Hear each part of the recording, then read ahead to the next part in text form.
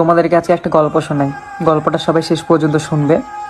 কালকে প্রায় 10:30-11টা এরকম রাত বাজে। তো কালকে হঠাৎ করে ইনস্টাগ্রামে একজনের সাথে আমার পরিচয় হয়। মানে সে আমাকে তার বিষয়ে এমন কিছু কথা বলে আমি জীবনও কোনোদিনও কল্পনা করি। আমার লাইফে ফার্স্ট টাইম এমন একটা গল্প শোনা আর কি। জীবনে প্রথমবার এমন কোনো একটা মেয়ের গল্প শুনলাম, যার গল্পটা শোনার পর আমি ভিতর থেকে নিজে থেকে কেমন লাগছে, বাট এখন নিজে থেকে আমার লজ্জা লাগছে যে নিজেকে পুরুষ বলে নিজেকে পরিচয় দিতে প্রচণ্ড লজ্জা লাগছে। গল্পটা তাহলে বলি। মনে করেন তারা প্রায় 3 ভাই বোন, ঠিক আছে? তারা 3 ভাই বোন, তার মা আছে, তার বাবা বলতে নেই।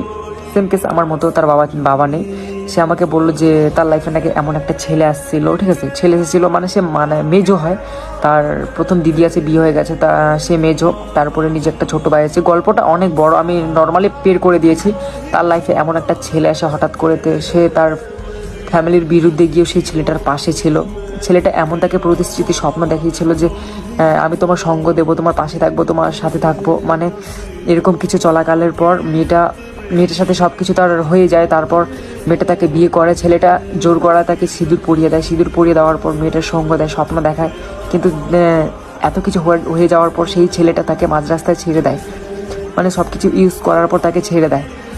শেষকালে যাওয়ার সময় একটা কথা বলে, তুই নাকি হ্যান ত্যান। মেয়েটার বিষয়ে অনেক খারাপ খারাপ বাজে কথা বলেছে। আমি এখান থেকে এতটুকু ডিজার্ভ করি, আমি কোনোদিনও বলতে, মানে তোমাদেরকে আজকে একটা গল্প